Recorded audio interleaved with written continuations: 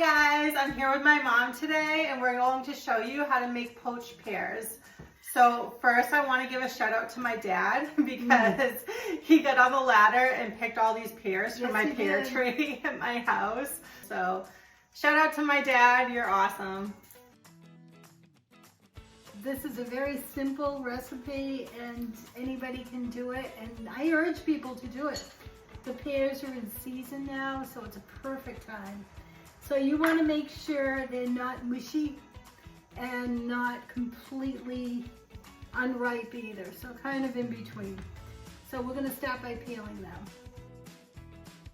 You can make poached pears either as the whole pear, or you can slice it in half and core it that way. I'm going to show you the whole pear way because it looks fancier. We're high class people. No, we're not.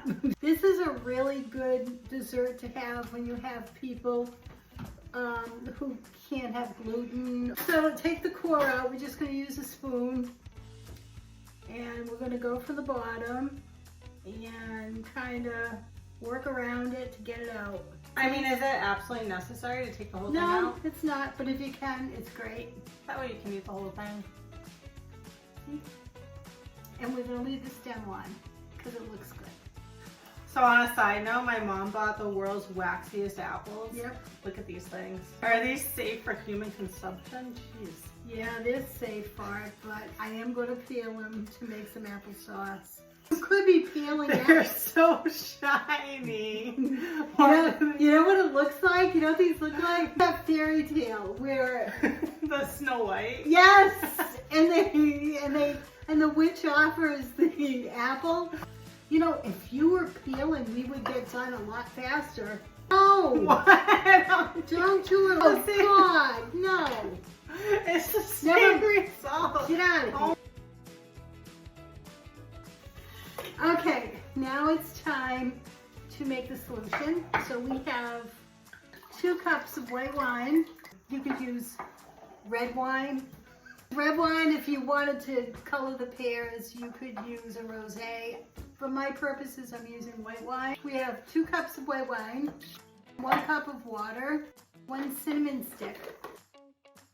I'm going to need half a cup of sugar. Do you want to get that, please? Yep. 3 teaspoons of vanilla.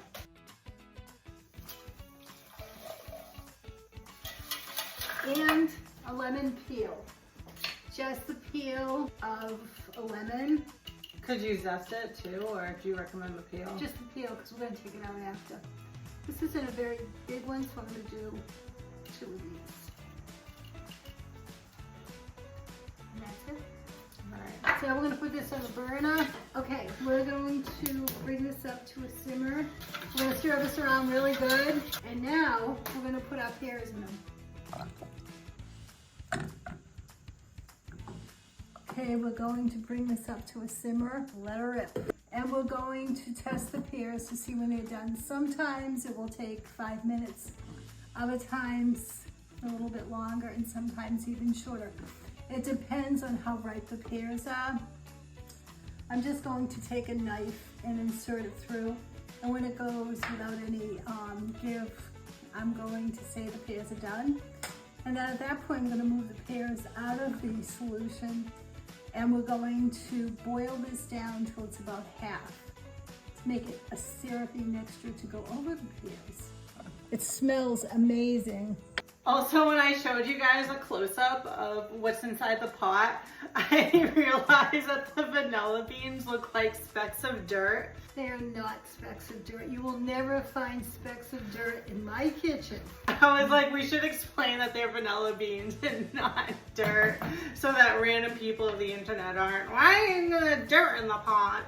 My homemade vanilla has a lot of vanilla beans in it, and that's what you're seeing is vanilla beans, which is really nice. Okay, so I'm going to pierce the pears, and they are ready. So I'm going to take the pears out. I'm going to turn the burner up to high, and I'm going to reduce this by a half.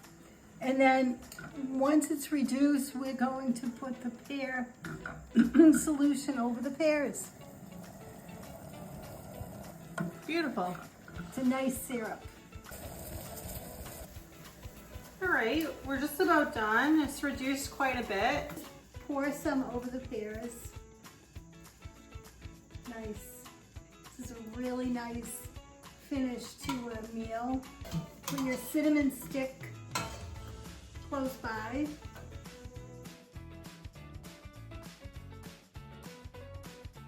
The pears are done, and when you're serving these, Kristen will show you. No, Kristen, it's this. So what are you doing? You're simply just going to a little bit of, Should I get more of the juice from over there? no, that's good. And it even looks nice if you want to put a cinnamon stick in there and some good vanilla ice cream. Okay, you want to try it? Yeah, so look guys. Look how nice that looks. And it's especially thoughtful to prepare a dessert like this if you have someone who's gluten intolerant or something like that. Good?